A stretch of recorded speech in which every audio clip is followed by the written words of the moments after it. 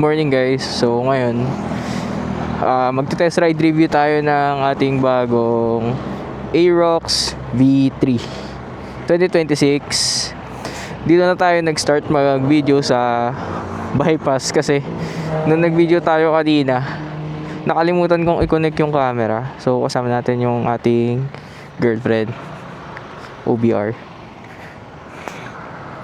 Ayan guys, kakakuha ko lang sa kanya this week lang, pero nasa 100 na yung odo kasi ilang araw na rin siya ginagamit sa around city lang.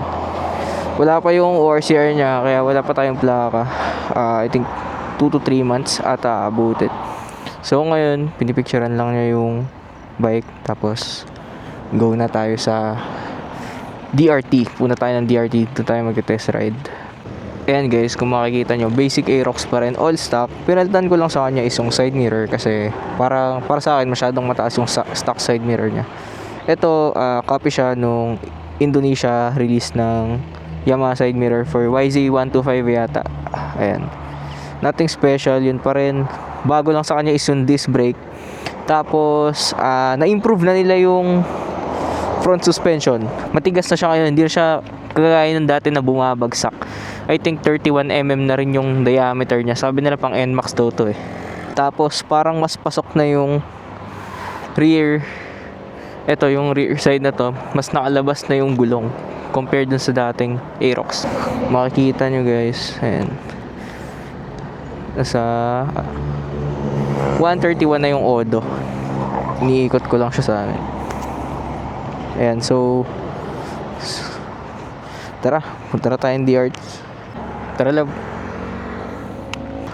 Medyo nasanay lang talaga ako na naka maps kahit medyo kabisado ko na yung daan, para lang nakikita ko yung mga liko-liko. Break in period 6k RPM lang muna tayo guys. Takbong 70 lang. Ayan, medyo nalibang tayo. 6.5 pala. Ayan, 6k lang ulit. Tinatry ko wag muna palabasin yung VVA eh.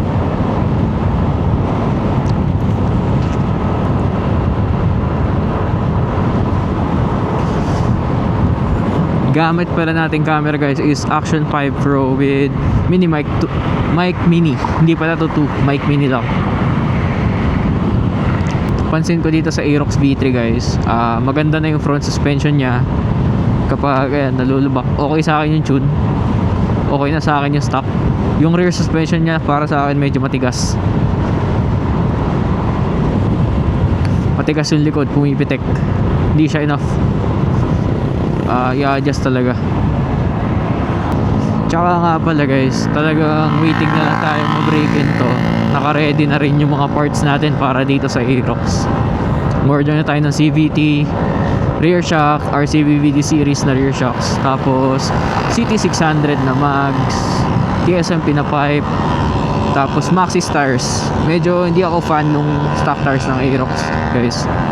Okay siya pag bago pa, pero kapag medyo tumagal, hindi naman masasabing dry rot, pero tumitigas siya para sa akin. And kapag tumigas na siya, medyo hindi na ako ganun ka-confident. Sa akin lang yun guys ha. Hindi ko naman sinabi na lahat para sa sabihin. Gusto ko lang din makasabay na ng palit. Ang SRP nga pala nung Aerox V3 is I think 127,900 yata, parang ganun. Pero guys, grabe, kung maghahanap kayo ng light blue, hindi kayo makakakuha ng SRP price. Isang araw nag-ikot ako sa Malolos, naghahanap ako ng for cash na Aerox V3. Wala akong makita. Gusto nila installment or above SRP. So ayun, nakakuha tayo ng kahit medyo mas mataas sa original price. Nakakuha naman tayo sa around sa Bulacan lang din. So guys, mahaba-haba to. I think putulin ko muna yung vlog dito, tapos start ko yung continuation pagka nandun na tayo, medyo malapit na sa DRT. Palit muna. Maluwag yung daan eh. Siya muna daw mag-drive nung Aerox natin.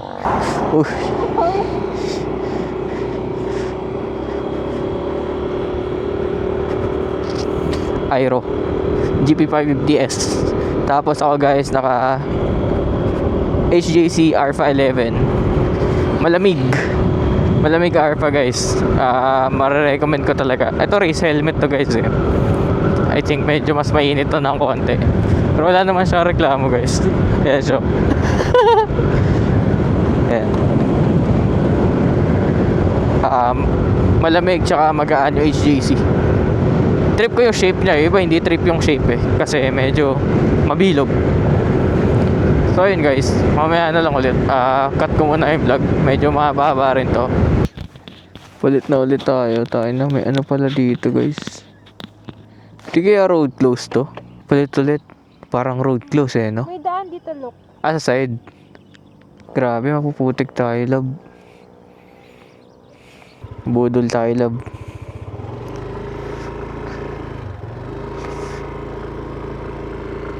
Ayan, balik muna konti.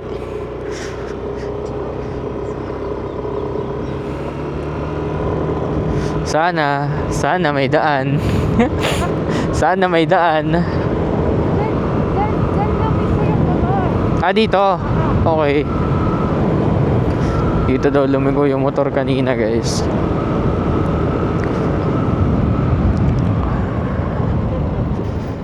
Buti na lang maano yung mata ng OBR natin. Lahat nakikita niya, guys.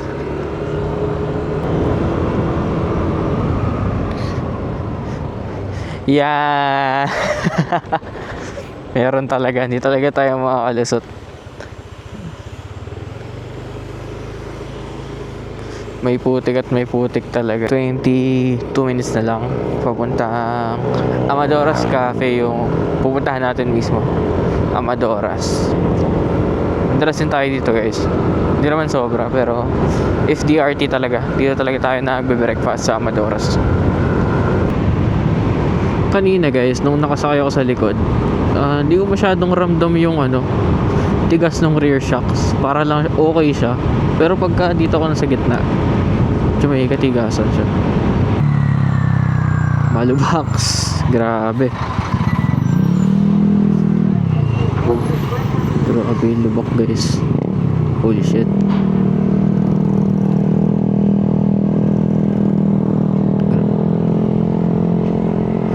Ito nga yung likod daanan ng mga truck. Okay ka lang? Okay pa.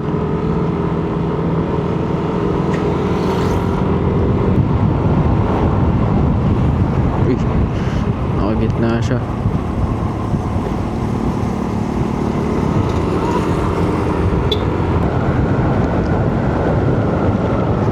Grabe, lubakers.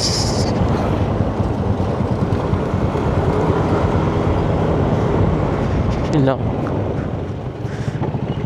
Tuk-tuk. Katigasan talaga. Tigas ng shock guys sa likod.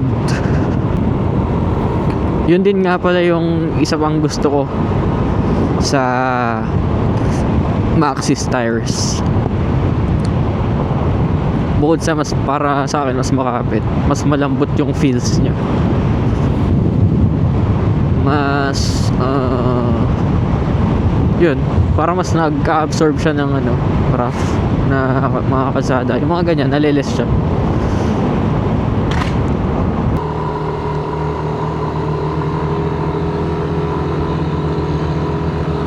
Pero kayang-kaya naman. Sobrang kapit. Walang dumulas na belt. Smooth lang.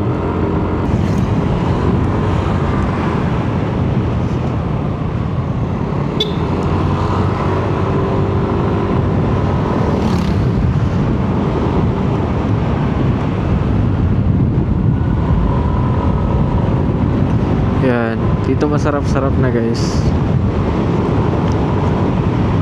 Okay naman yung gulong na stock. Pag tumagal lang talaga, medyo parang natutuyo siya. Para sa akin kaya nagpapalit agad ako ng Maxxis kapag nakakakuha ako ng mga ganitong scooter.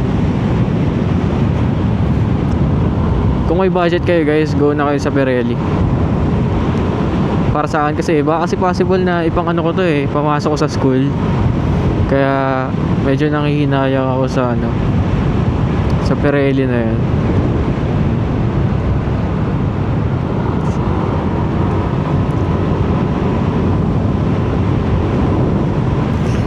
Okay na rin naman yung Maxis guys, makapit.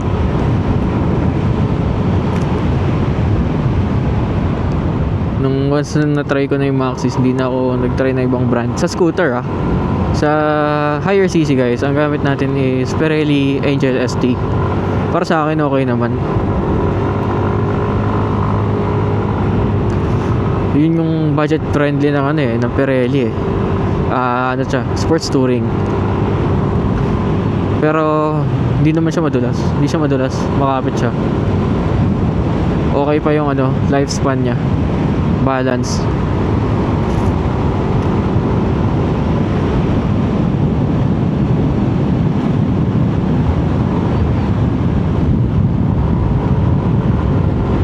Guys, chill lang tayo. Okay,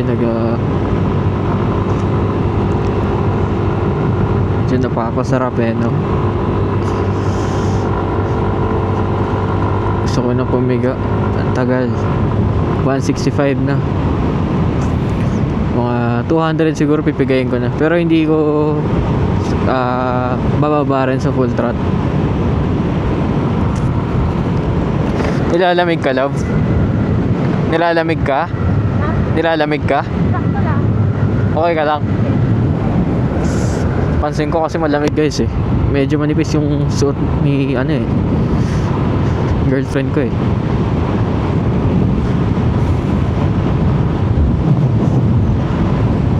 Nilalamig ako, lamig ng kamay ko Kalimutan ko mag gloves.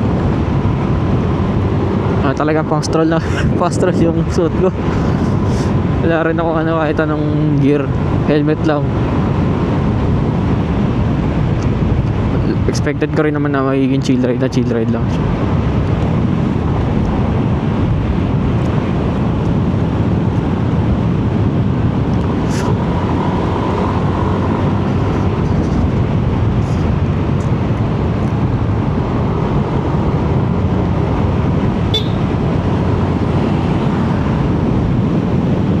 Ang labig, lang may basa.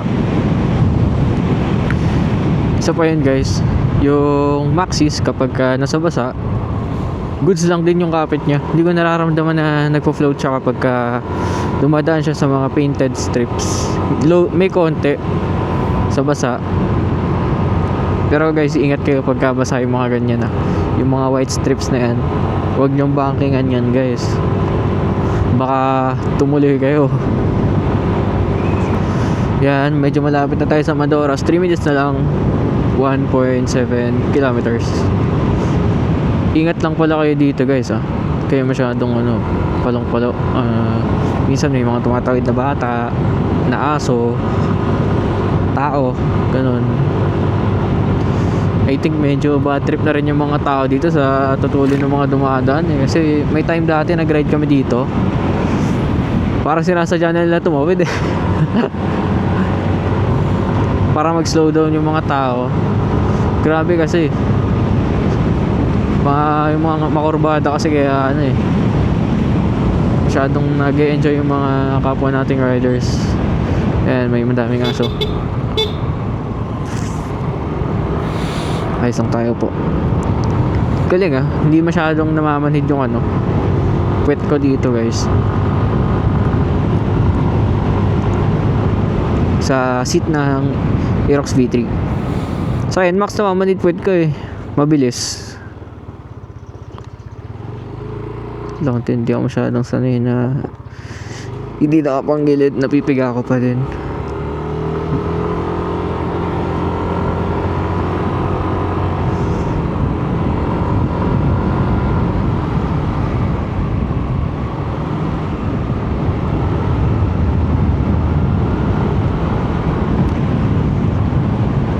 Malapit na tayo guys. Konti na lang. 450 meters.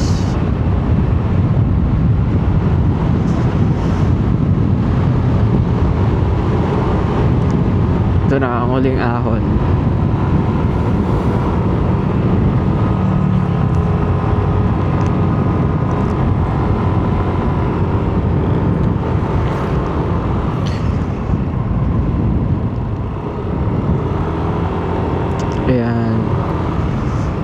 Sana bukas, no?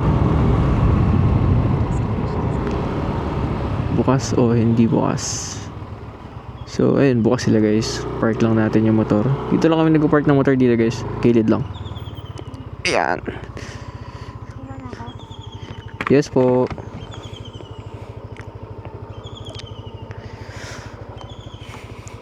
So, ayan. Dito na tayo sa Amadoras. Kain muna guys. Medyo gutom na. Hindi pa kami nagbe-breakfast. Kamusta, love?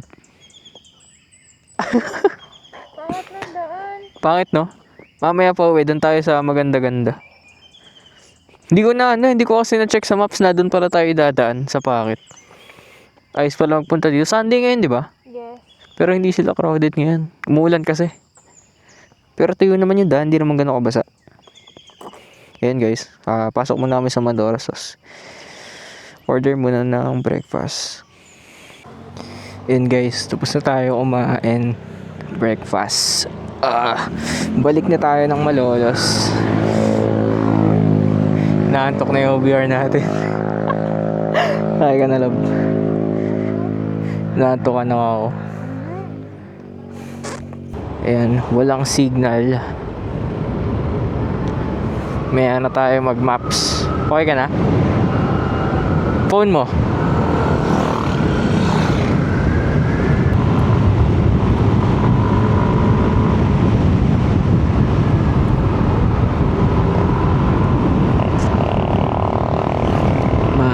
Hindi pa rin lumalabas.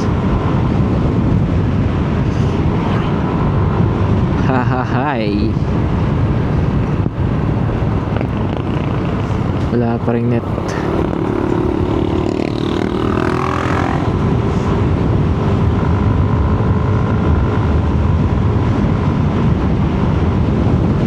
Ganda ng kalsada talaga dito. Hindi nakakasawa.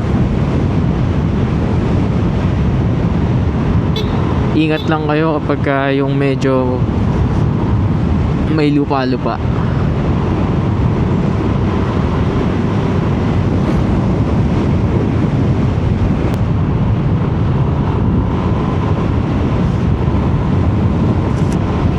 Tsaka kapag ganyan na malamig yung panahon, medyo basa. Ayan, shit. Medyo madulas yan guys kasi hindi nakaka-warm up yung tires. Ganitong umaga pa. Mas okay kung air down talaga kayo. Pero ang chill lang naman. Okay naman yung normal tire pressure.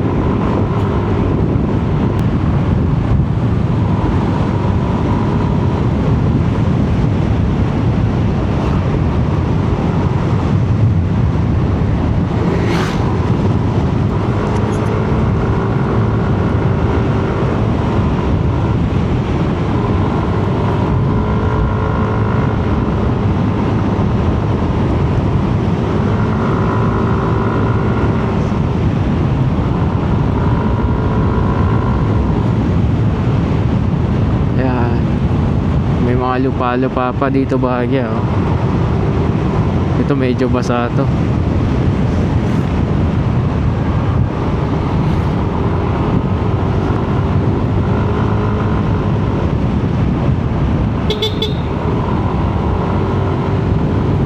Doggy doggy dog.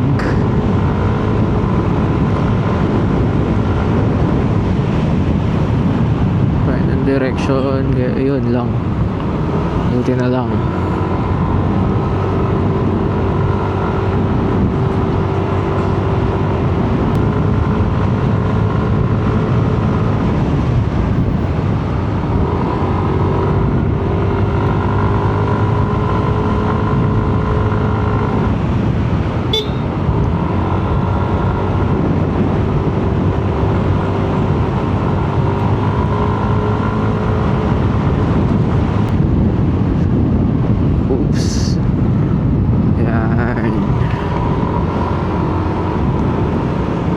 Smooth lang.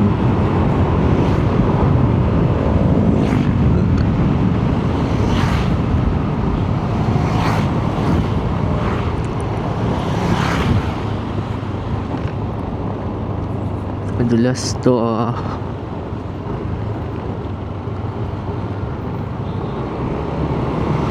Sa mga manual na motor, mas ano eh. So ito na nga guys. Masasabi ko lang para sa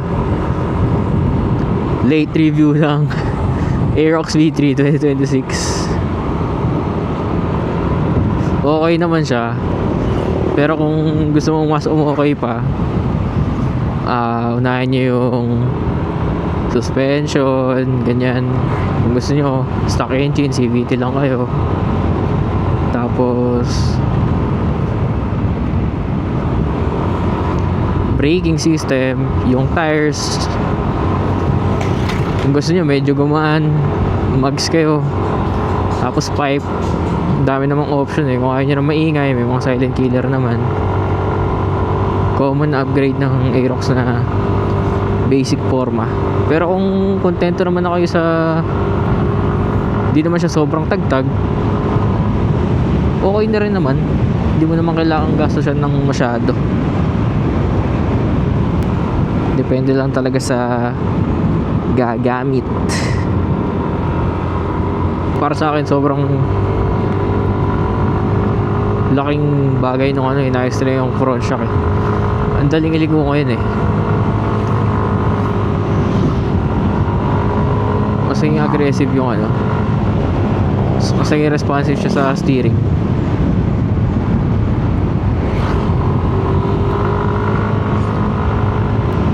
Ayun,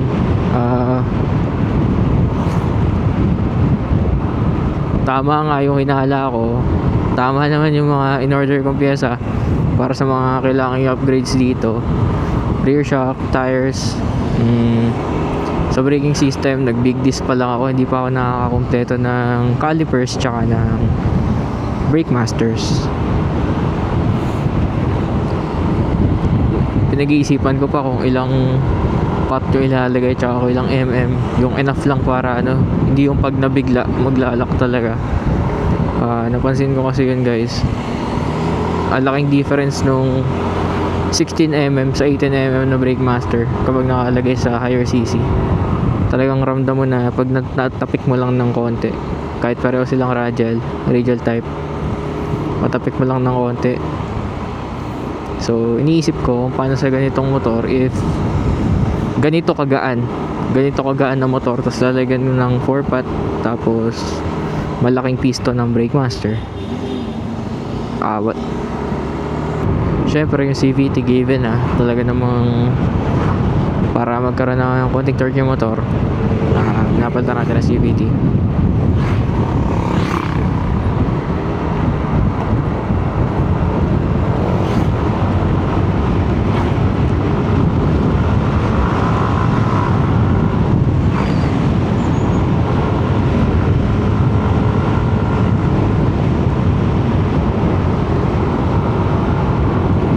Focus lang na ako konti. Tapos ayun pala, syempre yung MDL tsaka horn for safety na rin. Kapag mahabang biyahe, madidilim na biyahe sa gabi, sulit na sulit guys. Syempre iba naman na nagmumotor ko, muna nalalagay yun para lang dun sa mga hindi.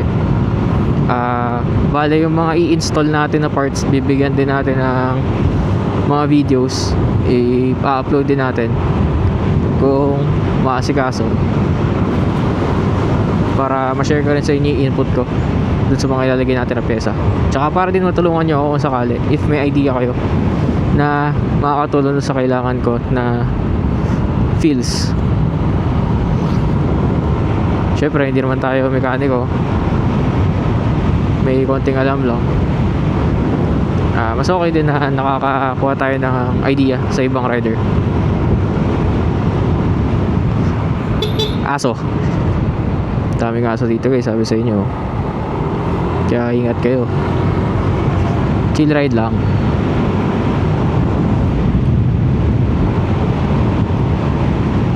Yan.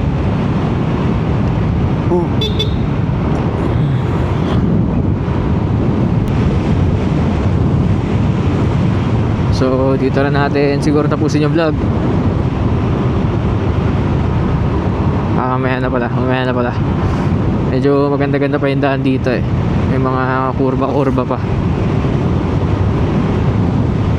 Medyo nag-over 6K tayo eh. Kinukulang kasi talaga sa lakas eh. Lalo na may angkas.